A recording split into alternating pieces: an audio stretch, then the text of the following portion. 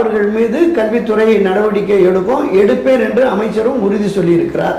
இந்த சொற்பொழிவாளர் மீது எந்த விதமான நடவடிக்கை எடுக்கப்படும், எடுத்தால் அது நிற்குமா அப்படிங்கிறது ஒரு பெரிய கேள்விக்குறியாக இருக்கு. இப்போ இந்த சொற்பொழிவாளர் மகாவிஷ்ணு பேசின விஷயம் வந்து காமிச்சிங்கன்னா, இப்போ எங்களுடைய காலகட்டங்களாகட்டும் உங்களுடைய காலகட்டங்களாகட்டும் மாரல் சயின்ஸ்னு ஒரு வகுப்பு இருக்கும்.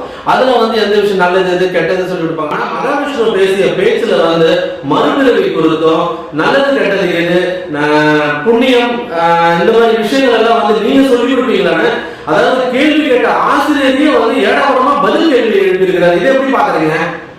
அதாவது நான் தொடக்கத்திலே சொன்னது மாதிரி ஒரு ஆன்மீக சொற்பொழிவாளர் அவருக்கு தெரிஞ்ச சொற்பொழிவை அவர் நம்புகின்ற விஷயத்தை எல்லா இடங்கள்லையுமே சொல்லுவார். அப்போ அந்த பள்ளி என்பது பொதுவாகவே தியாகராயன் நம்ம அசோக் நகர் பள்ளி என்பது உண்மையிலேயே கல்வியில் சிறந்த பள்ளி.